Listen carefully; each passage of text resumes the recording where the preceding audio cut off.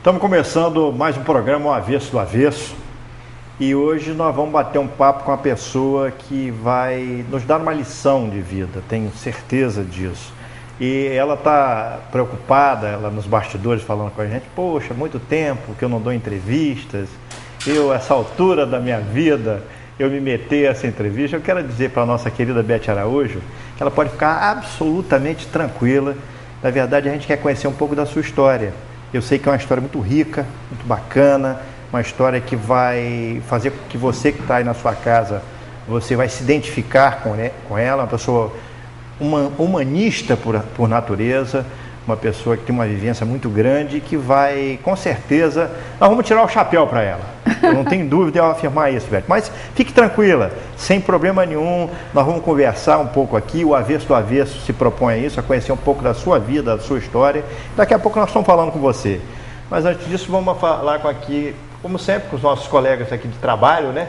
É como diz sem o jargão do Silvio Santos, e minhas colegas de trabalho, tipo Silvio Santos, a Cristina Lima e o Robson Cândido.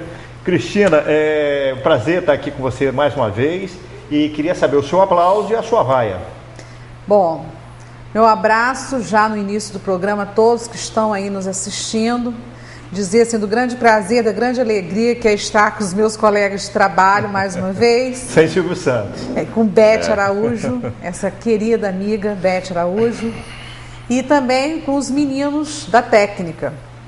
E dizer que já passadas algumas semanas, né, do seu desencarne, eu vou aplaudir uma pessoa que encantou os brasileiros, não só pela sua força, pela sua coragem no combate à doença, mas sobretudo pela sua correção de caráter. Eu acho que o que encantou muito as pessoas no Brasil em relação a José Alencar, nosso ex-vice-presidente, foi justamente a sua retidão, a sua honestidade, né? A sua forma correta de ser. E é um aplauso, sobretudo, para a sua frase que eu acho que vai ficar eterna, né? Não tenho medo da morte, mas tenho medo, não tenho medo de morrer, mas tenho medo da desonra. Então, eu aplaudo a memória desse brasileiro ilustre. E vaio, de forma até um pouco preocupada, esse atraso, né, nas obras para o Mundial de 2014, até me preocupada, porque brasileira é sempre competente nas coisas, né, nas suas realizações, nos seus eventos. Dessa vez estou preocupada, porque eu acho que se a África do Sul fez, o Brasil vai ficar fazendo feio ante a África do Sul, mas esse atraso aí nas obras é realmente preocupante, sobretudo os aeroportos, né? Então, uma vainha aí para ver se a coisa se resolve de forma mais rápida. Agora nós vamos falar aqui com o Robson Cândido. Tudo bem, Robson? Tudo bom, meu irmão. Graças a Deus. Graças a Deus. E sua vaia, seu aplauso? Eu, em primeiro lugar, cumprimentar a nossa convidada, nossa querida Beth, né? Conhecida de muito tempo, longos anos. É um prazer tê-la conosco, Beth. Cumprimentar a você, Sérgio, a nossa querida Cristina Lima, toda a equipe técnica que está aqui presente, né? E principalmente os nossos telespectadores, né? Essas pessoas que nos acompanham já há 2 meses, né? Estamos indo para 3 meses, né? 3 meses de programa. Agradecer as pessoas que nos abordam na rua, não é? Tecendo comentários sobre o programa, até as críticas também são muito construtivas e nós, né, agradecemos a todos vocês por conta disso e também os elogios, né? Mas a minha vaia vai para a questão. Há poucos dias atrás eu estava ouvindo o programa Página Aberta na Rádio Educativa, o nosso amigo Jefferson, o Janino, o Jorge Luiz. E o Janino fez uma colocação muito interessante em relação à questão da segurança, não só nacional, mas mundial, quando a gente fala a respeito do tráfico de entorpecentes, não é? Essa violência que é gerada pelo tráfico, devido ao tráfico de drogas, o que é questionado, como as pessoas, as autoridades, sabem aonde está o foco e não destrói por quê. Não é? Então, vai aí minha vaia para as autoridades mundiais. Se você tem problema no plantação na Colômbia, no Peru, e o Janino teceu até um comentário em relação às Farc, que O que é as Farc? Quem tem medo das Farc? Ninguém tem. As Farc é um movimento já falido, não é? Há muito tempo. E lá é o grande núcleo, não é? Das plantações de cocaína, das plantações de coca.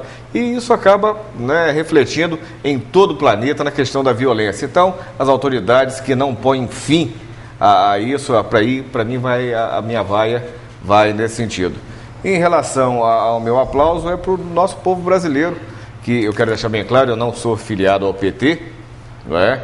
Mas que está depositando, né, um voto de confiança, dando credibilidade ao governo da nossa presidenta Dilma Rousseff, que obteve um índice extraordinário, né, de aprovação nesse primeiro trimestre de mandato dela. E isso mesmo, acho que todos nós temos que dar um voto de confiança, temos que ter perseverança, pensarmos sempre positivo, não darmos ouvido, né, a especulações, coisas que venham a desestabilizar a economia e com isso prejudicar o futuro, né, do nosso país. Bem, agora nós vamos aqui conversar com a nossa professora Beth Araújo, ex-secretária de Educação do município de Campos, diretora, era a direção ou coordenação do CREC? Diretora. Conselho Regional de Educação e Cultura do município de Campos, do governo, Brizola. do nosso saudoso Brizola, nosso querido Brizola, e pedagoga, e uma pessoa antenada com o mundo, antenada com a vida e que vai nos passar uma mensagem de muito otimismo, que eu sei que você é assim, Beth. Beth, é um prazer tê-la aqui junto conosco no programa O Avesso do Avesso. E a gente, inicialmente, a palavra está com você, a gente quer saber um pouco da sua história, da onde você vem, sua família, a relação sua com Campos. Tudo bem? Tudo bem, olha, formalidades à parte, gente, eu me sinto acolhida aqui por irmãos. Sérgio, Robinho, Cristina, o próprio pessoal da técnica, Armandinho e os outros. Eu me sinto entre irmãos, eu estou muito... Você falou da minha preocupação, realmente eu tenho preocupação muito grande com entrevistas. Eu gosto de falar para as pessoas. Aqui você se senta dessa forma, tá? Sabe, obrigada. Você está falando para as pessoas, não é uma entrevista, é um bate-papo. Mas eu agradeço, Sérgio, seus elogios e tudo, mas a coisa não é bem assim, não é tudo que eu acho que eu e outras pessoas, outros seres humanos na vida conseguimos, a partir de uma construção muito, muito sofrida, né? Muito determinada também. Então, as coisas o nosso perfil não é traçado assim de qualquer maneira, não. E você falou Você vai contar um pouco da sua história, minha relação com Campos. Eu não nasci em Campos. Eu sou de São José de Ubá, né, que fica ali perto de Itapiruna e que sofreu e sofre ainda hoje muitas influências de Minas, um lugar montanhoso. Vim para aqui, a família veio para aqui por necessidade, por uma família muito numerosa. Na época éramos 7, depois fomos para 10. Né? Meus pais não brincavam em serviço. Então, nós precisávamos estudar. Meu pai era funcionário público, escrivão da Polícia Civil. Então, havia toda uma dificuldade. Né? Tivemos que vir para aqui e chegamos aqui numa madrugada, onde o caminhão da mudança deu vários defeitos, aquela coisa no caminho. Você tinha 5 anos? Eu tinha 5 anos. Você lembra disso até hoje? Me lembro perfeitamente como eu diria como Fernando Pessoa,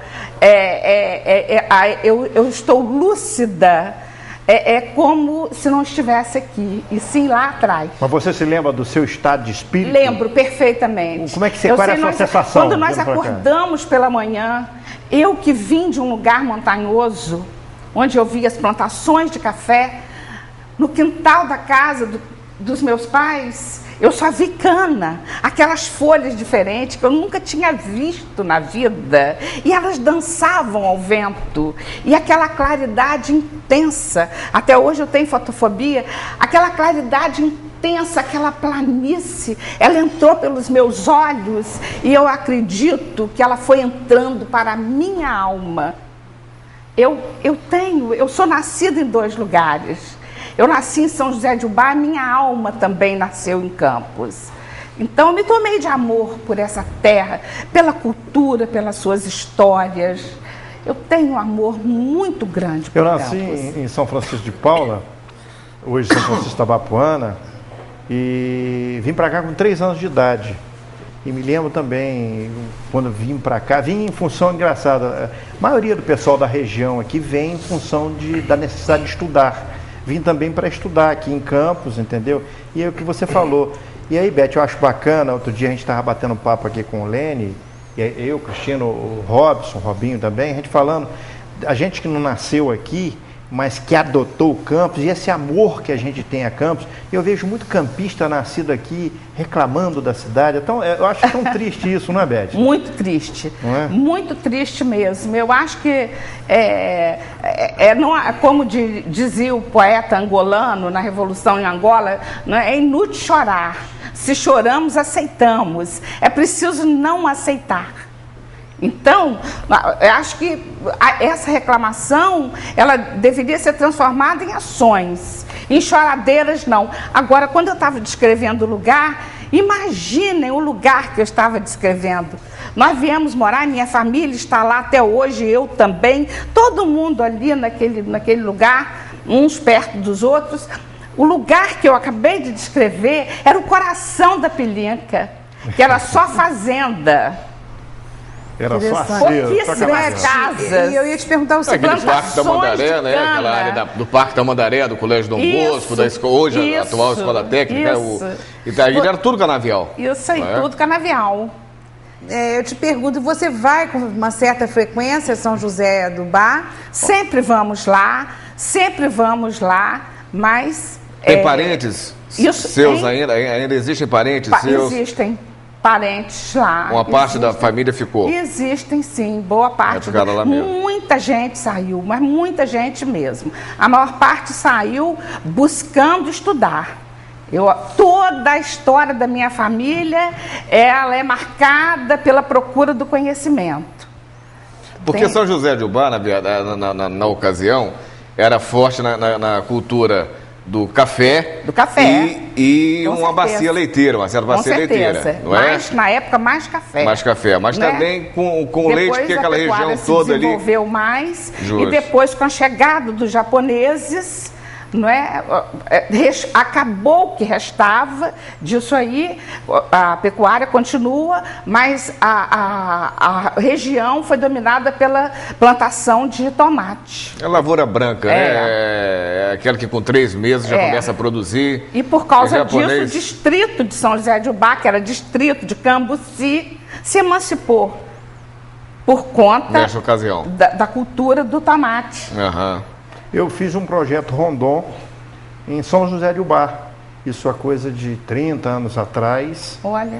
E São José de Ubá era distrito de Cambuci. Distrito de Cambuci. Hoje é município, não é isso? Hoje é município. Se emancipou por conta do tomate. Me lembro quando a gente saiu, Beth, quando a gente veio embora, os produtores de lá, cada um deu uma caixa de tomate. Eu não lembro quantos quilos tem a caixa de tomate. Uma caixa de tomate para cada um de nós que fez aquele projeto de Rondon lá no São José de Ubá, que foi uma experiência muito rica. Quer dizer, uma coisa interessante, eu já tenho essa amizade com você de longos anos, nós trabalhamos juntos, aprendi muito com você como secretário de Educação do município. E eu com você. Entendeu? Sabe o que eu mais aprendi com você? Aprendi muita coisa com você, desculpa interrompê-lo, mas eu não posso deixar de dizer isso. Sabe o que eu mais aprendi com você?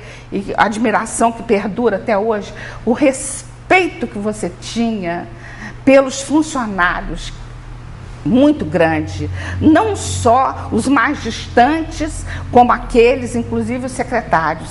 Você era uma pessoa que sabia ouvir, tinha um respeito muito grande por nós, e isso nos dava uma segurança muito grande. Tá bom, mas vamos falar de Beth.